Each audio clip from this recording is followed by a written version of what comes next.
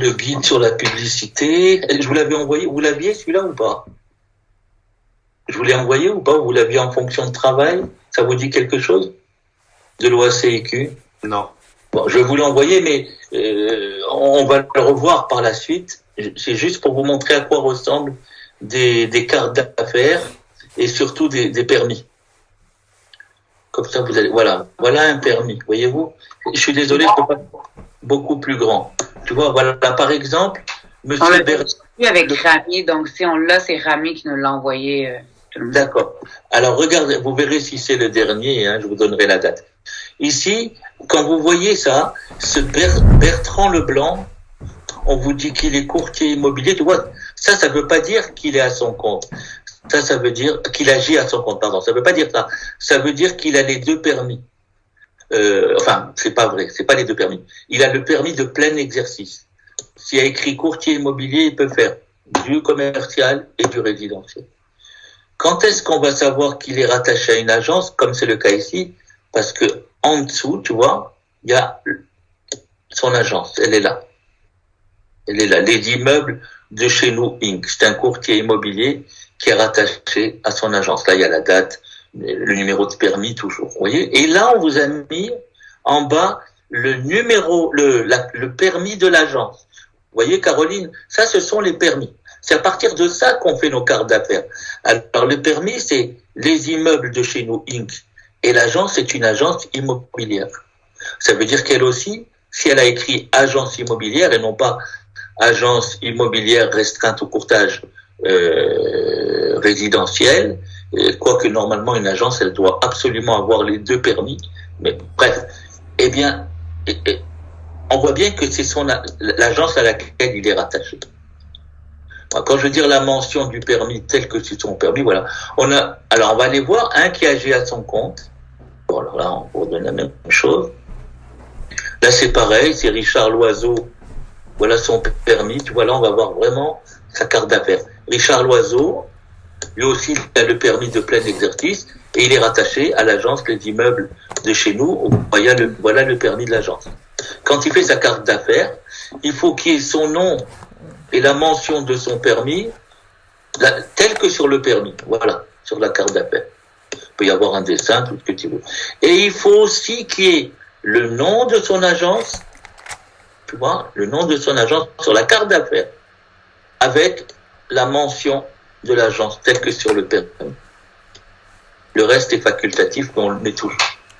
Là, je vous ai montré un courtier qui est rattaché à une agence. Voyons voir s'il n'y a pas d'autres exemples. Celui-là. Non. Celui-là, c'est pareil, mais Bertrand Leblanc, il n'est pas courtier immobilier de plein exercice, il est restreint au courtage résidentiel. C'est tout pareil. Tout pareil. D'accord? Voilà sa carte de visite. Elle est là. Il est obligé de mettre la mention de son nom et de son permis de son permis tel que mentionné sur le permis, il doit le recopier. Par contre, lui, comme il est attaché à une agence, il le met. Alors que ça soit en haut ou en bas, c'est pas grave. Je laisse tomber le courtier hypothécaire, on va essayer de trouver. Super. Voilà Robert Terrien. Comme je disais à GCK tout à l'heure, on devine qu'il agit à son compte. Pourquoi? Parce qu'il n'y a pas d'agence. Il y a son nom, Robert Terrien, et il est courtier immobilier de plein exercice. Et comment on devine qu'il agit à son compte? C'est pas obligé de l'écrire. On peut l'écrire si on veut, parce qu'il n'y a pas d'agence. Alors regarde ta carte de visite. Quand un courtier te donne Robert Terrien avec courtier immobilier et rien d'autre, il n'y a pas de nom d'agence, c'est qu'il agit à son compte. Il travaille tout seul. Il ne travaille pas pour une agence. C'est ça que ça veut dire. Ça va, Caro? Oui. Est-ce qu'il y a parfois aussi, c'est marqué courtier immobilier agréé? Oui, attends, excuse-moi, je posais une question à Caroline. Caro, oui, ça va? Oui, je comprends, mais dans le fond, l'OACQ, ils vont pas s'attarder au fait que c'est un travailleur autonome qui travaille pour lui-même ou pour une agence. Ça va être directement décrit sur le permis, en fait. Exactement, voilà. Il faut juste aller voir là-dessus. Le permis, il n'y a pas besoin de l'écrire. Ils l'écrivent pas, l'OACQ. Ils écrivent, tu dois juste, en regardant ce permis ou cette carte, tu devines tout de suite qu'il agit à son compte. Parce que s'il n'agissait pas à son compte, le permis lui serait délivré avec le nom de l'agence pour lequel il travaille, comme on a fait ici, tu vois. Ça, c'est l'OACQ qui donne le permis. Alors, si elle met le nom d'une agence, c'est qu'il travaille pour une agence. Si elle ne met pas, c'est qu'il est tout seul. Il agit à son compte. Mais par contre, le courtier agissant à son compte pourrait avoir une mention Inc. aussi, là. Donc, ça pourrait être indiqué, ça pourrait être mêlant de savoir est-ce que c'est une agence ou c'est son entreprise. Non, Caroline, c'est Ah impossible. non, c'est vrai. Ça me fait plaisir que vous me disiez.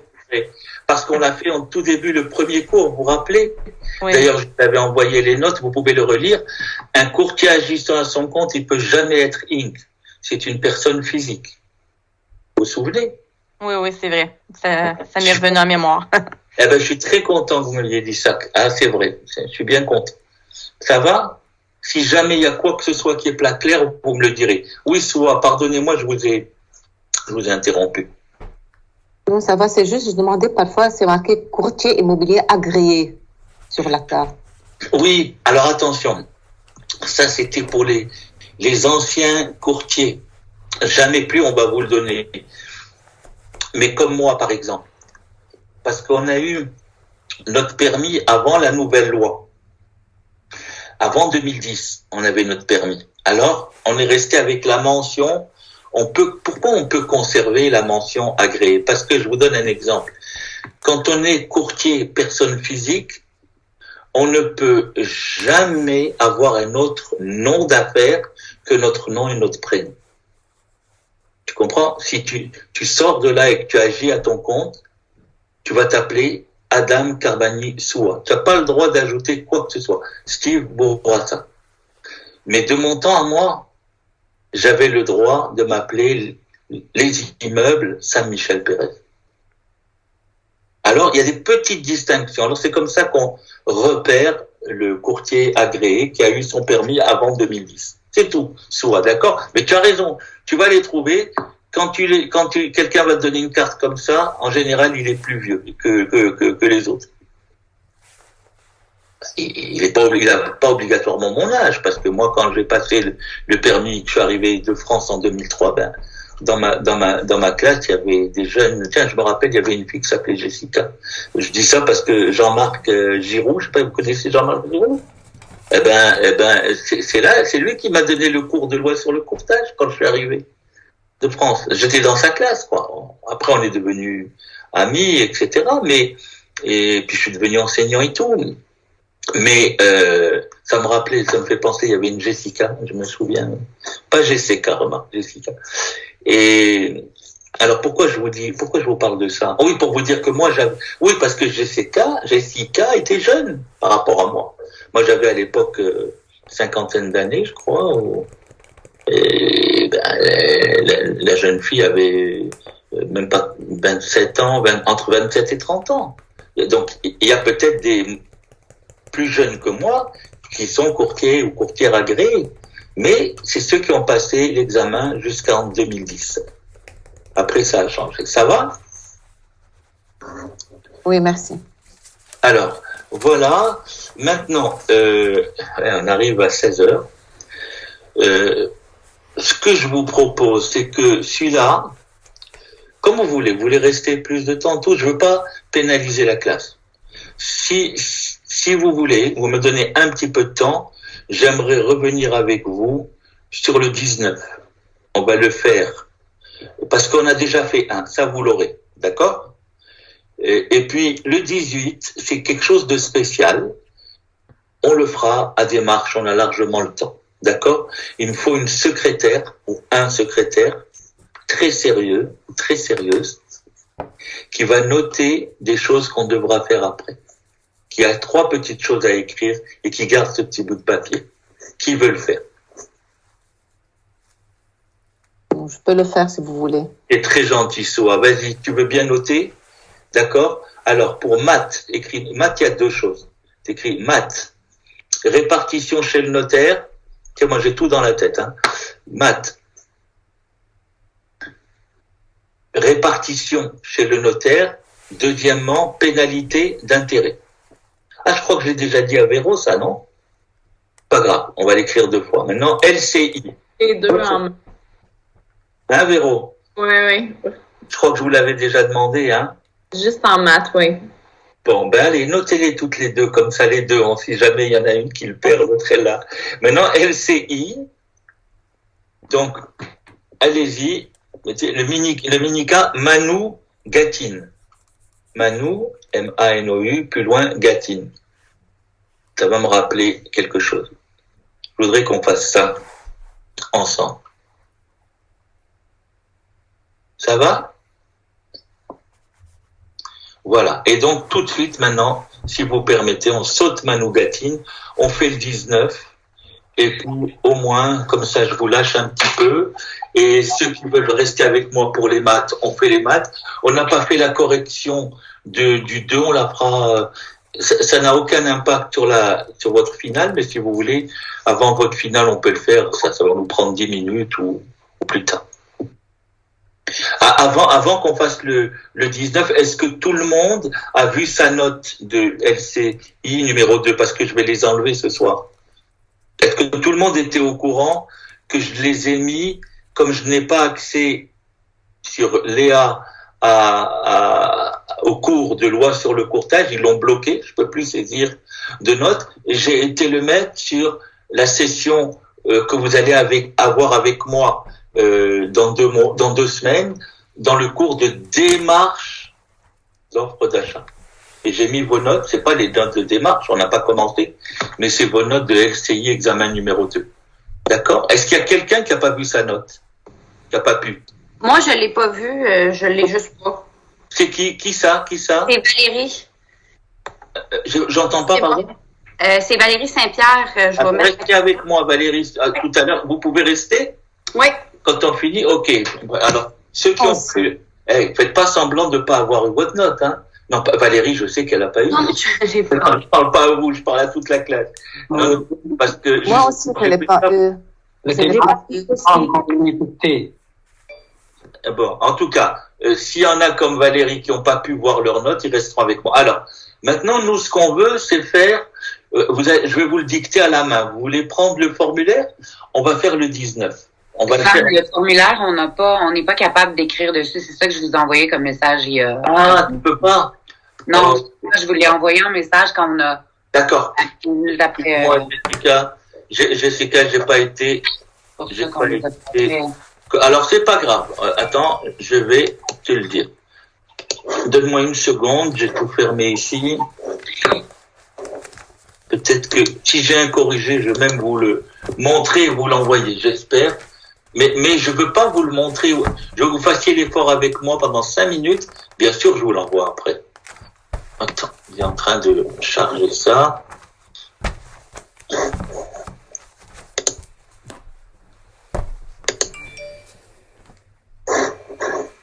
Voilà. On a dit... Ouais, c'est Indiana Jones.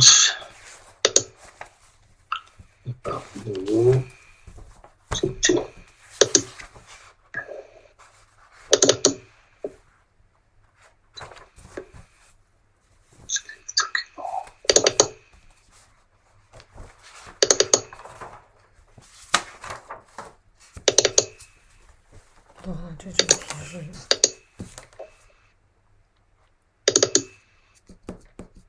Voilà. Ok, bon. Alors, désolé, on va gagner du temps. Vous n'avez pas... Est-ce que vous pouvez pas écrire dessus, mais est-ce que vous pouvez le lire, Jessica? Le formulaire. Allô? Oui, mon micro est coupé, excuse-moi.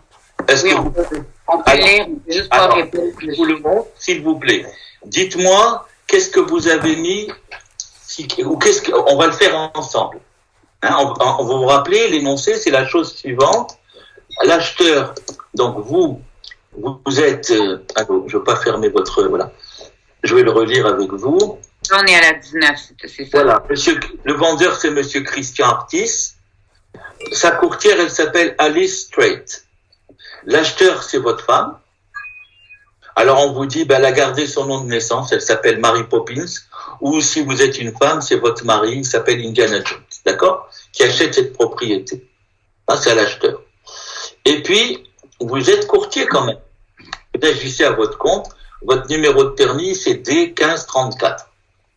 Et on vous donne la date de rédaction, la date de présentation, la date d'acceptation. La première des choses, on vous dit de remplir l'avis de divulgation. Alors, s'il vous plaît, qu'est-ce que vous mettez comme numéro de permis? Qui doit faire l'avis de divulgation? Alice Strait ou vous? Nous. Vous. Très bien. Alors, c'est D1534. Et donc, vous mettez votre nom. Vous allez être surpris du nom que vous allez voir dans le corrigé. Vous allez être très surpris, mais ça fait rien.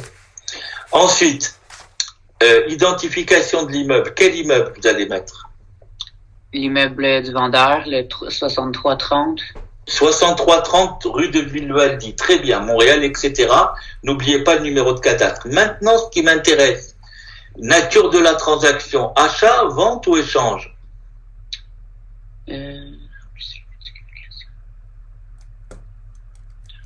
Achat. Achat. Est-ce que votre conjoint ou votre conjointe, vous, GCK, c'est votre conjoint, c'est lui qui achète. Donc, achat.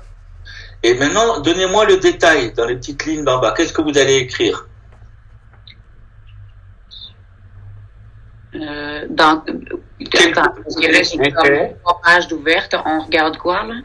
Les 3 dernières lignes de la page 1. Vous devez écrire, quelle que soit la... Moi, je l'ai pas, là. Je l'ai pas d'ouvert. Moi, j'ai juste les cas devant moi. D'accord. J'ai un autre peut-être répondre, là, parce que moi, j'ai juste les cas devant moi. J'ai pas le formulaire devant moi. D'accord. C'est ça que je vous avais dit. Alors, je vais vous le montrer. C'est pas grave. Le voilà. Et vous allez être surpris avec qui j'avais fait le corrigé en classe. J'arrive même pas à vous trouver, vous. OK. C'est qui la courtière? C'est qui Vous l'avez pas eu comme prof, Lisa Darlene? Non, ça a eu la mais ça a changé. Ah, d'accord. Parce que c'était mon étudiante. C'est ça. C'est mon étudiant. Alors, quand elle a fait le cours avec moi, vous allez voir, on va faire ensemble. À chaque fois, je vais mettre votre nom quand on va faire les formulaires. Hein? Là, si j'avais le temps, j'aurais changé. Là, j'aurais mis Jessica. Pas parce que c'était Jessica qui a demandé l'exercice. Alors donc, ici, quand vous lisez Martin, Lisa Darlene, c'est vous, hein. Et puis, vous voyez, mon conjoint Indiana Jones, c'est elle qui dit ça, achète l'immeuble afin de le rénover et de le revendre. C'est le deuxième qu'on fait, hein. Rappelez-vous, c'est toujours qui fait la déclaration, l'avis de divulgation, c'est le courtier qui a un intérêt. Dans ce cas-là, c'est vous. C'est écrit Martin, Lisa Darlene, c'est le corrigé avec elle, mais c'est vous. Vous mettez votre nom et votre prénom à sa place. Puis, l'adresse de l'immeuble, n'oubliez pas, souvent vous oubliez le cadastre. Puis, il faut préciser achat, vente ou échange, c'est très facile de toute façon. Ça sera achat ou vente. Est-ce que la personne qui vous est liée, votre sœur, votre conjoint ou vous-même, est-ce que vous achetez l'immeuble ou vous vendez? Ici, c'est très clair. Acheteur, votre conjoint. Donc, tu vois, Jessica, toi, si tu avais mis ton nom ici, tu écrirais mon conjoint, Indiana Jones, achète l'immeuble. Mais rappelez-vous, il faut dire, est-ce qu'on veut l'habiter personnellement ou on veut le rénover, le revendre? Vous vous rappelez? Quand on a corrigé. Alors là, c'est écrit, vous voyez, acheteur, pour la rénover et la revendre. Et la revendre. Acheteur, votre conjoint. C'est ça. C'est dit dans l'énoncé. Et on a fini la première. Deuxième page. Tant pis, je vous montre tout, hein. Alors.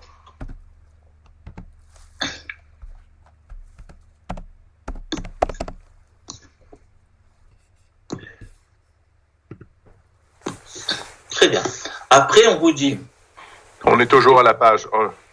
On est toujours à la page 1. Vous voyez pas la page 2, là? Oui. Voilà. Section 2. Nature de l'intérêt. Avis au contractant pressenti et signature du courtier. Alors, est-ce qu'il faut, on dit lorsque vous vous portez acquéreur, veuillez répondre aux questions suivantes. Le dernier qu'on a fait, je crois qu'on était acquéreur. Mais là, est-ce qu'on est acquéreur? Est-ce qu'on achète quelque chose? Nous. C'est notre conjoint. Non. On n'achète rien. C'est mon conjoint qui achète, c'est pas moi. Moi, je me porte pas acquéreur. Donc, j'ai pas à remplir ici ni oui ni non. Comprenez? Moi, j'achète rien du tout. Vous n'achetez rien du tout. Donc, contrairement, hein, ça va, Jessica? Quand vous vérifierez avec celui qu'on a fait l'autre fois, ça sera votre révision. Ben, vous verrez que l'autre fois, vous achetiez avec votre femme, je crois, il me semble, ou avec votre mari. Et là, c'est pas vous qui achetez, hein, c'est votre conjoint. Alors on continue. Si vous avez acheté avec elle ou vous avec votre père, oui. Mais là, c'est non, non, non. Après, vous faites votre déclaration, il n'y a pas de problème. Mais je crois que l'autre fois, c'était pas vous qui achetez. Je crois que c'était votre sœur et son conjoint. C'était pareil. Bien que c'était, non, c'est ça. On n'a pas rempli le non, non, non, le oui, oui, parce que on n'achetait jamais. C'est ce que on a fait. Hein?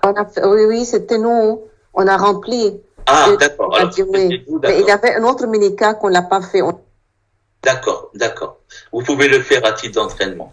Alors, en tout cas, ici, pourquoi on remplit pas les paraphes? Parce que ces paraphes, si vous vous rappelez, c'est si vous achetiez, eh bien, vous auriez demandé à les paraphes, c'est pas vous qui les mettez, votre client, enfin, monsieur artiste, la personne à qui vous devez présenter l'avis de divulgation, en mettant ces paraphes, il prend acte que vous lui avez dit que comme vous agissez personnellement à la transaction, s'il ne se fait pas représenter par un courtier, il ne bénéficiera pas de la garantie du Fartic. Donc ici, il n'y a pas besoin de le remplir, lui faire remplir, puisque d'une part, il a sa courtière, Alice Strait, mais en plus, vous n'achetez rien du tout. Et après, le reste est facile. Seulement la dernière partie, on n'avait pas fini l'autre fois. Et Véronique avait posé une question. Et c'est ça qui est très important. Vous allez voir, vous allez vous en rappeler. Alors, la dernière partie, c'est vous qui signez ici. Donc, Jessica Dublino-Robinson, si c'est elle, ici c'était Lisa Marlène. La date, pourquoi j'ai pris 1er juillet 2019? Parce que, si vous voyez dans l'énoncé, on vous dit que la date de rédaction et de signature, c'est le 1er juillet 2019 à 20h. C'est ça. Donc, nous, on l'a rédigé au moment où on rédigeait l'offre de notre sœur. En même temps, on a mis, on a rempli ça et on l'a signé. Vous l'avez signé. Mais par contre, Monsieur Artis, c'est ça qui est très important, il doit vous en accuser réception. Donc on met son nom et son prénom. Et quand est-ce qu'il doit accuser réception? Rappelez-vous, au plus tard, avant l'acceptation. Et là, l'acceptation, c'est le 3 juillet. Donc il faut absolument lui faire accuser réception avant le 3 juillet. Le plus tard que vous pouvez mettre, c'est 3 juillet 2019 à 10h45. Mais comme j'avais dit à Soa, d'ailleurs elle-même, elle avait proposé, je crois, qu'on devait le faire avant la présentation. Alors moi, je l'ai fait en même temps que la présentation, le 2 juillet à 9h. Hein, Véro, vous vous rappelez, vous nous aviez posé la question quand est-ce qu'il fallait finir. On n'avait pas fini la fin. Je vous avais envoyé d'ailleurs le corrigé. C'est correct? Je me trompe pas, Véro? Non, c'était ça. C'est moi. Merci.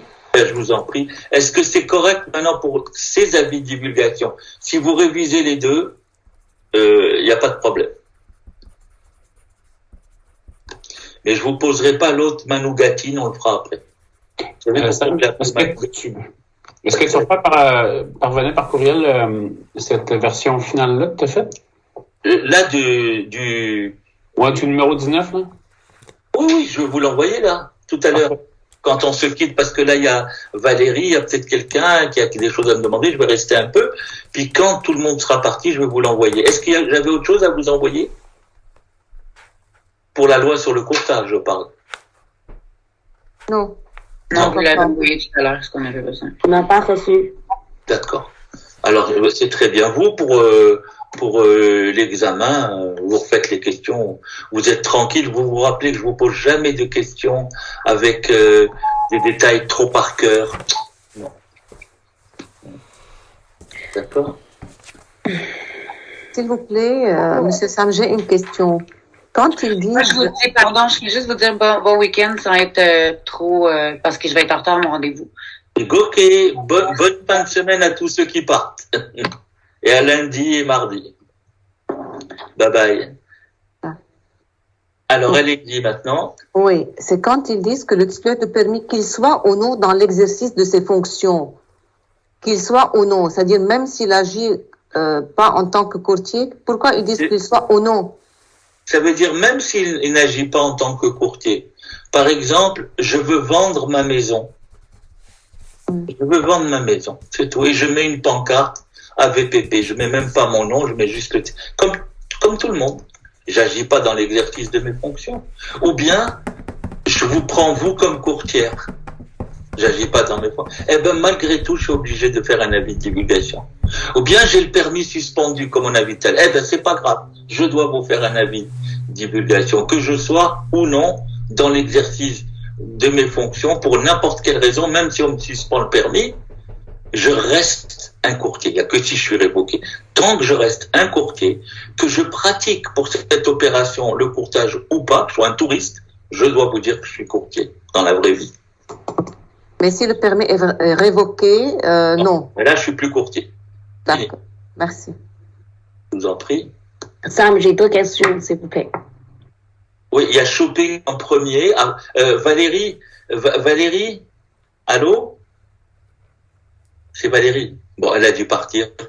Valérie, si vous m'entendez, quand je finis, j'espère ne pas oublier, je vais vous envoyer votre note comme Sébastien, parce que lui, il pouvait pas. Ok? Bon, alors, allez-y, shopping. C'est shopping qui passe en premier, parce que je l'ai fait patienter. Allez-y, shopping, je vous en prie. Par rapport à ce que vous avez dit ce matin, là, j'ai deux questions. Première chose, si je vends la maison de mon père ou ma femme ou mon frère, ma sœur, ok, c'est l'indirect, ok. Est-ce que je le droit de toucher le prescription? Si vous vendez, c'est ça? Oui, si je suis le courtier immobilier de vendeur de mon père ou ma femme ou mon frère, comme indirect. Le vendeur, c'est votre père, votre frère, c'est ça, hein? C'est ça, oui. Ouais.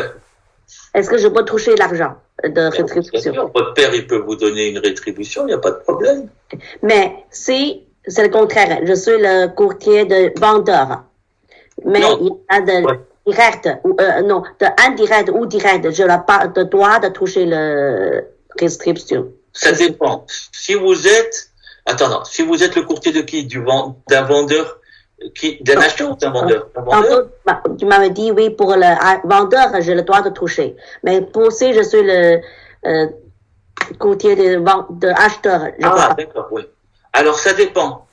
Tu peux toucher si tu es le courtier de ton père, ta mère, ton frère, ta sœur, mais tu peux pas toucher si tu achètes toi ou ta femme elle achète, ou une entreprise à toi, une société à ta femme.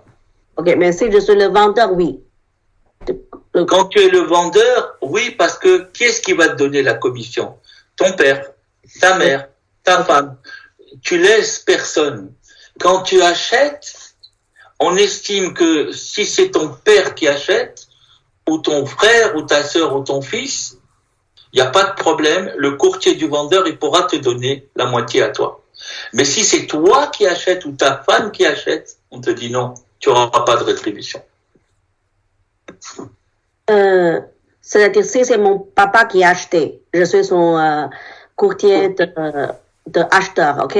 Oui. Mais j'ai le droit de toucher l'argent. Oui, de qui? De la part du courtier du vendeur. Il va te donner la moitié parce que tu lui amènes le client, ton père. Alors oui, tu as le droit de toucher.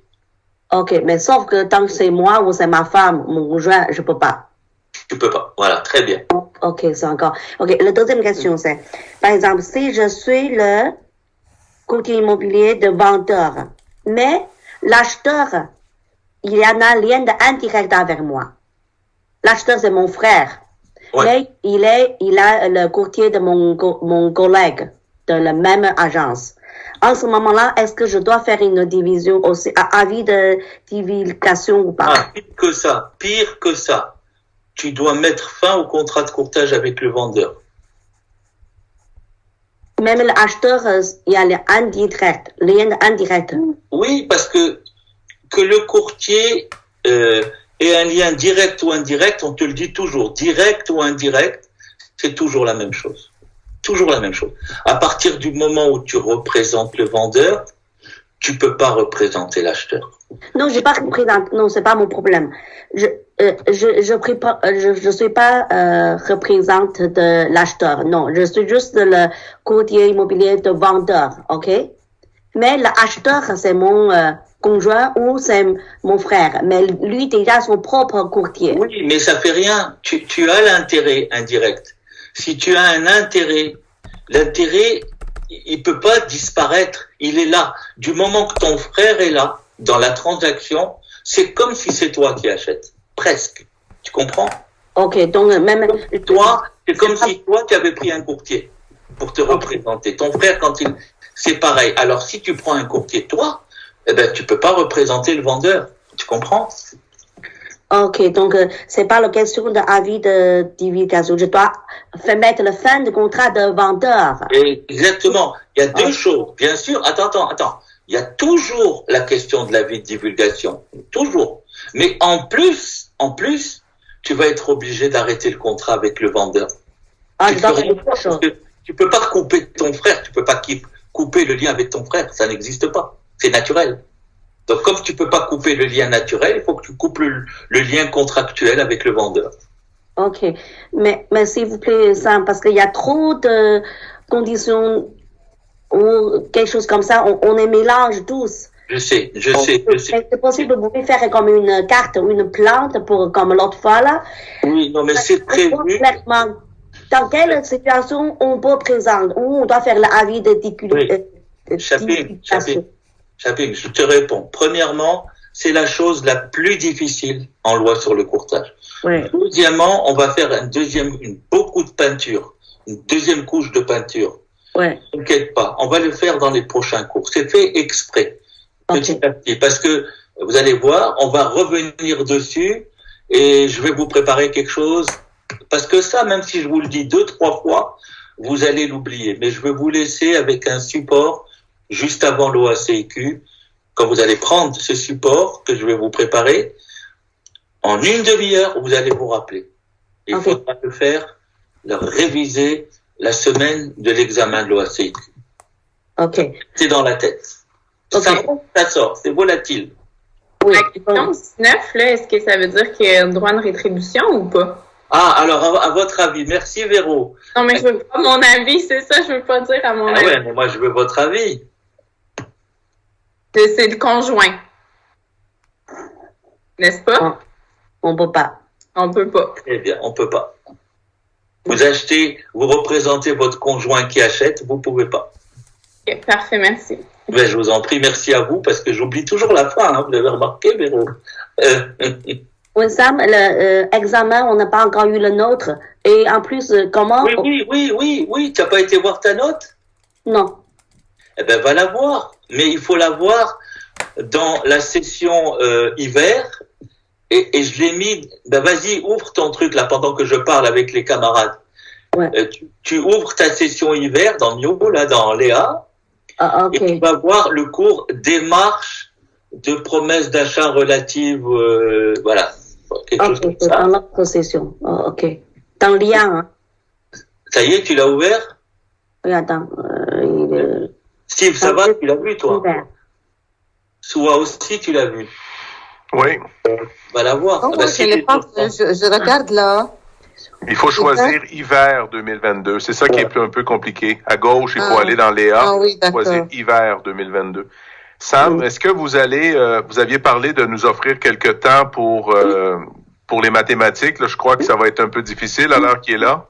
Un petit peu, si vous voulez, avec plaisir. Je crois qu'on arrive. Véro, vous avez une question particulière? Avec plaisir, ou bien les maths, ou bien... Dites-moi. Oui, c'est juste qu'est-ce que je viens de vous demander là. Donc, c'est tout. Puis pour la correction de l'examen 2 de LCI, je l'ajoute au truc que je dois vous rappeler. Ouais, exactement. C'est pas grave si on l'a pas fait aujourd'hui. C'est vraiment pas grave. Vous allez voir. D'accord. Merci beaucoup, Véro. C'est gentil, ça fait des bonnes secrétaires. Elle a des coups d'elle-même, hein, tu vois. Pour la préparation, Sam, pour LCI, vous recommandez de refaire les démarches des PA, les mini-cas? Vous refaites toutes les questions qu'on a fait aujourd'hui. C'est tout. celle du matin, celle de l'après-midi. Et vous savez que je vous poserai jamais des questions où il faut apprendre beaucoup de par cœur, où il faut beaucoup de baratin, reconnaître la situation et dire avec les mots simples. Mais ce que j'ai essayé de sensibiliser un petit peu, c'est même si vos réponses sont justes, comme j'ai dit une fois, soit une ou deux fois GCK, essayez d'abord de répondre exactement ce qui est posé, d'abord, et puis après vous rajoutez. Ce qui peut être très bon, d'ailleurs, et faire attention à ce que vous rajoutez ne soit pas contraire à ce que vous avez dit. Mais restez dans le contexte. Restez, c'est tout. Shopping, t'as trouvé? Oui, je trouvais dans le lien de session 2022 l'hiver. Ça y est, alors tu as ta note, hein? J'ai une autre de, je sais pas. Ben, tu es contente de ta note, non? J'ai même pas vu encore. Ah, tu n'as pas vu? Ben, laisse tomber, là. Je vais te l'enlever, ta note. Ok.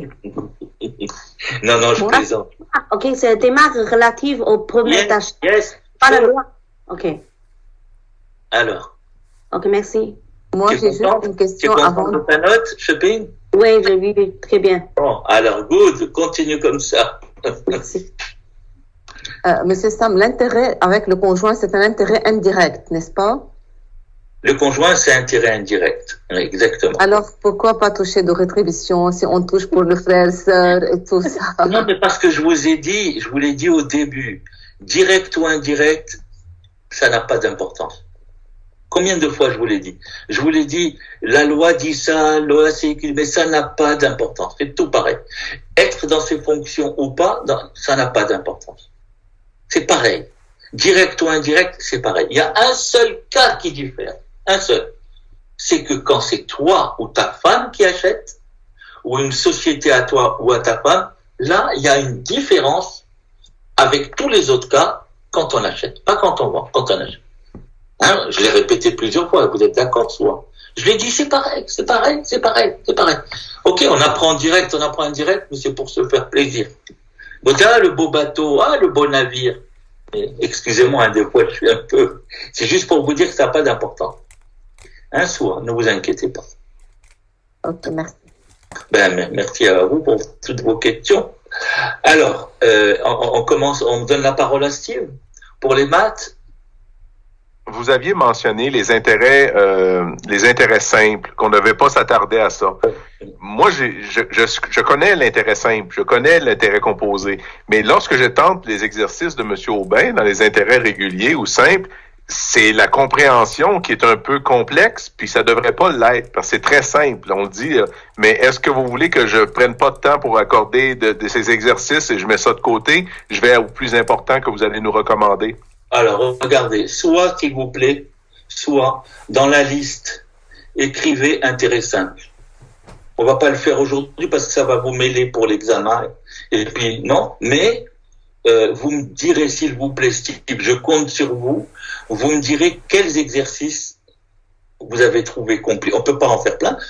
À mon avis, il y en avait plus de l'intérêt simple. Maintenant, à mon avis, il y en aura pas. Mais comme il y a des questions à choix multiples, j'ai une idée de pourquoi on pourrait vous les demander. Et je vais vous le dire tout de suite. L'idée, c'est que vous dire, bon, juste pour vous tester, vous envisagez d'acheter telle et telle maison, et puis vous avez une mise de fonds, un montant que vous avez réussi patiemment à accumuler en plaçant un capital de temps, un intérêt simple de temps. C'est juste pour que tu calcules la mise de fonds. Tu comprends? T'as compris? C'est tout. Pour savoir qu'à la fin, tu as $25,000 quand tu vas faire ton calcul, 25 000 ou 30. Alors c'est pour ça que je vais vous le montrer. Sinon, je vous le montrerai pas. Quand il n'y avait pas de questions à choix multiples, à quoi ça sert? Hein, tu comprends? C'était toujours la souscription. On n'avait déjà pas le temps, alors on te donnait. Alors que maintenant, voilà. Alors je vous montrerai 2 ou 3 petits exercices. On n'en parle plus. Parlons plutôt pour la semaine prochaine. Je répète, qu'est-ce qu'il faut faire en maths? Vous refaites mini K1, mini K2, mini K3 et vous refaites les modalités de paiement. C'est-à-dire le tableau, l'exemple qu'on a fait en classe avec 5 colonnes. La première fois, on a fait 3 colonnes, on a rajouté 2 colonnes. C'est-à-dire on a calculé le paiement mensuel, le paiement hebdomadaire normal, le paiement hebdomadaire accéléré, le paiement aux 2 semaines et le paiement aux 2 semaines accéléré. Il faut bien distinguer ça. Si vous savez faire ça, les deux, ça représente au moins 90% de votre examen, puis le reste, on a parlé de pénalité, d'intérêt. On n'a pas appris à calculer la pénalité d'intérêt, mais de taux fixe, de taux variable, de prêt ouvert, de prêt fermé. On a parlé de mise de fonds. Je vous ai dit, il faut connaître vos mises de fonds par cœur. On a parlé de sources traditionnelles, de sources non traditionnelles. Il faut savoir ce que c'est, en connaître quelques exemples. C'est ça votre examen. Il n'y aura rien d'avant. Il n'y aura pas les intérêts composés. Il n'y aura que les intérêts composés annuités, c'est-à-dire hypothèque. Et encore, annuité très précise, hypothèque canadienne 12-2. C'est tout. C'est pour ça que je vous pose toutes les questions que vous voulez par rapport à ça, mais ça sert à rien de faire de l'intérêt simple aujourd'hui. Parfait. Vous aviez mentionné le document 11. Est-ce que vous faisiez référence au document qui a 11 pages? De nous référer à un document? Parce que j'ai cherché un document 11 et c'est un document qui a 11 pages. 11 pages. Merci. C'est la souscription, ce que je vous ai donné, mais il y a vraiment tout. Ne vous attardez pas sur vous savez, l'incitatif de la SCHL et tout ça. Restez juste, il peut vous aider à revoir la règle de qualification avec le taux de référence et le taux contractuel plus 2%. Il va vous rappeler aussi qu'une mise de fonds, à la fin, le tableau 5% pour un bungalow, 10% pour un triplex propriétaire occupant ou un quadruplex, etc. Ça va vous dire, ça va vous rappeler le prêt conventionnel, la frontière de 80%. C'est ça. Ça va, Steve, pour ça? Pour ça, hein. Et dans le calcul, maintenant, ce que je peux dire, juste avant que Sidingwa et Swan ont des questions, dans le calcul, regardez, je vous ai déjà dit, vous lisez votre énoncé. Il faut distinguer les deux façons. Les deux façons de faire, elles sont résumées, Steve, dans le mini K3. Le mini K3, c'est très bien, parce qu'il y a les deux façons. Dans la première partie, il y a une façon. Dans la deuxième partie, il y a une autre façon. Dans cette deuxième partie, cette autre façon, c'est la même que dans le mini K1 et mini K2. Mini K1, mini K2 et deuxième partie du mini K3, c'est la même chose. C'est-à-dire, on connaît la maison, on connaît son prix. Donc, si je connais le prix et que je connais la mise de fonds, je connais le prêt. Si je connais le PV, je le mets dans la calculatrice et je trouve le PMT. Après, je pars de mes formules et je calcule l'ABD et je calcule l'ATD du client. Je les calcule. Alors, je peux pas trouver 39 et 44 à moins d'un addon. Je vais peut-être trouver 30, 38, tu comprends? Je sais pas. Je vais calculer exactement ton ABD, ton ATD en tant que.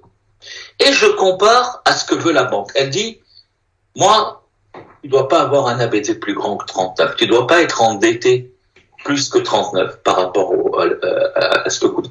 Alors, si je t'ai trouvé un ABD de 30, c'est magnifique, même 37, même 38, même 39, du moment que je le dépasse.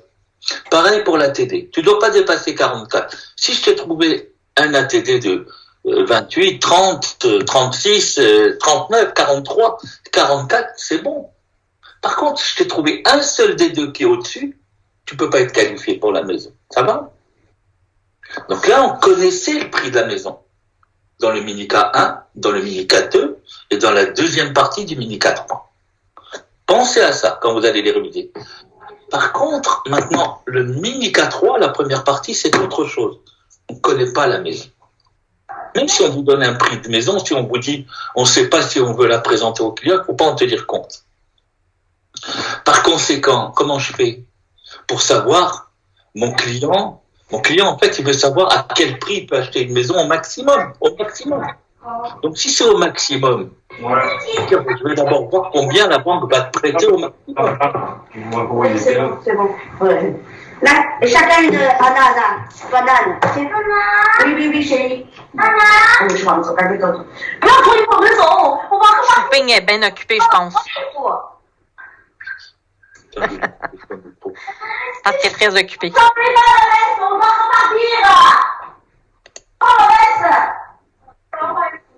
Ah, il y a la chicane.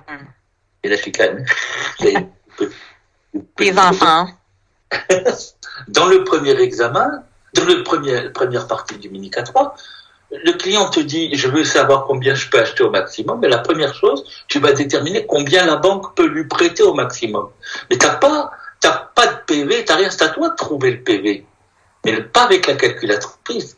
La première des choses, tu ne peux partir que des revenus. Premier réflexe, je vais partir des revenus et je veux faire comme si l'ABD de mon client et l'ATD étaient au maximum permis, à 39% et à 44%. Donc je veux multiplier les revenus par 39% et j'ai dit, c'est quoi ça? C'est la part que le client peut consacrer à la maison. 3 choses, les taxes, le chauffage et ce qu'il va me rembourser.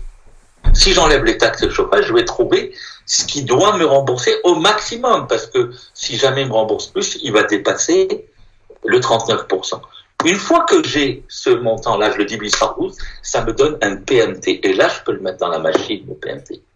Et là, je peux trouver le paiement, le PV maximum que la banque peut me prêter.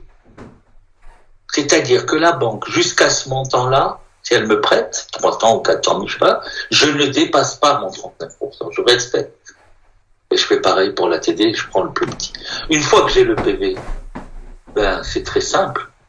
Je lui ajoute la mise de fonds maximale calculée. Si c'est un prêt conventionnel, si c'est un prêt assuré, je m'assure d'abord ce PV de lui enlever la prime avant de rajouter à la mise de fonds. Donc si je trouve que le PV maximum, c'est par exemple 350 000 que peut prêter la banque, et que mon client me dit qu'il a 60 000 $, je dis, client, tu peux acheter une maison, 350 plus 60, je vais aller te chercher des maisons à 410 000, 420 000. Tu vois la différence? C'est tout. Tu as compris ça? Si tu reconnais ça, après les calculs, il y a une mécanique, vous l'avez faite à plusieurs reprises, qui est toujours pareil.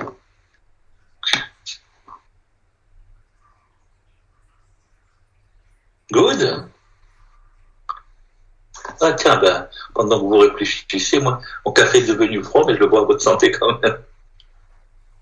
Monsieur Pérez, moi j'ai une petite question que je discutais de ça avec Steve aussi dernièrement.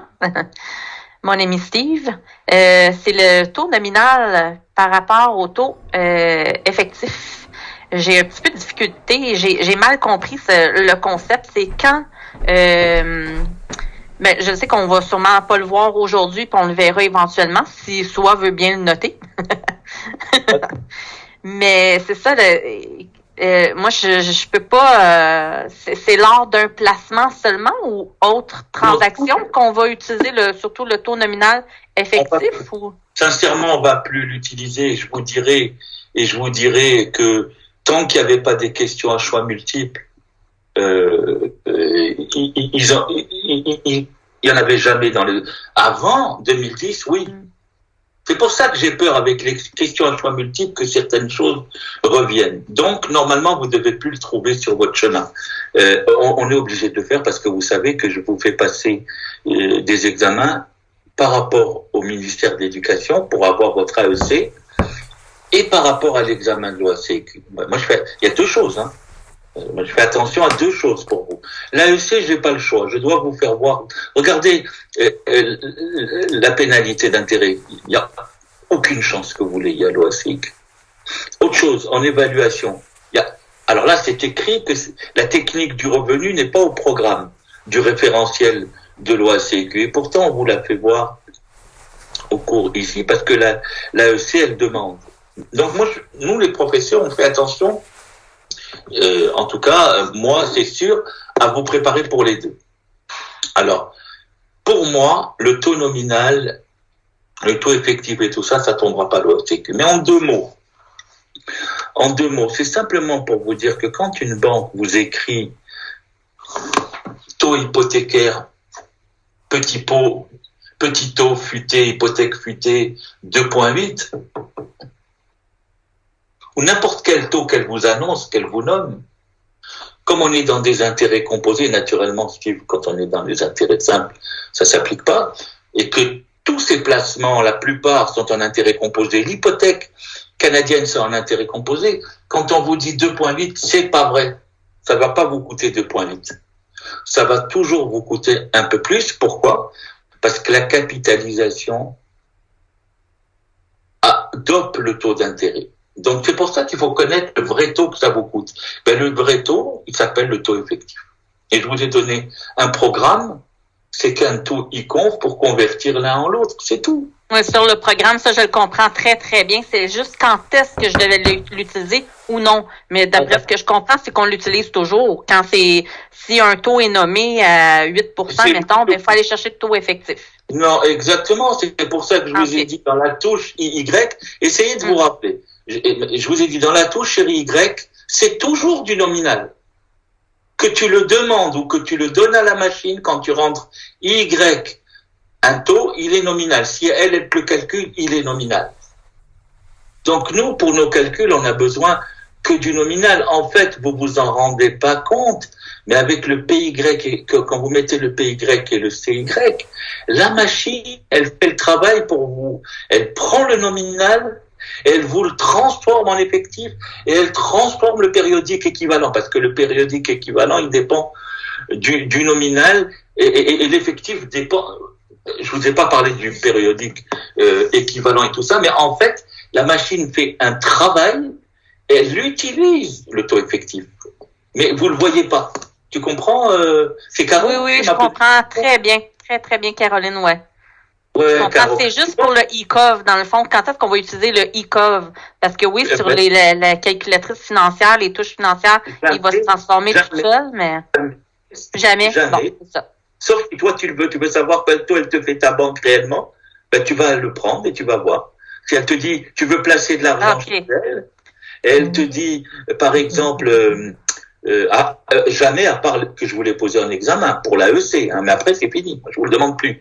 Mais toi, dans la vraie vie, si tu veux connaître ton vrai taux, ce que ça te coûte, tu vas mettre le nominal que t'annonce la banque ou l'institution financière, tu dis c'est quelle capitalisation, tu rentres la capitalisation et tu vas voir qu'au lieu de 12, ça te coûte 12,32 ou etc. Et tu le sauras, c'est tout. C'est parfait, c'est intégré, compris et passé. Merci beaucoup. Très bien, il n'y a pas de souci. Alors, Steve, have you another question? J'ai pas de questions précises, mais je sais qu'on a le manuel de M. Aubin, je sais qu'il faut faire Minica 1, 2, 3, je comprends, mais si je veux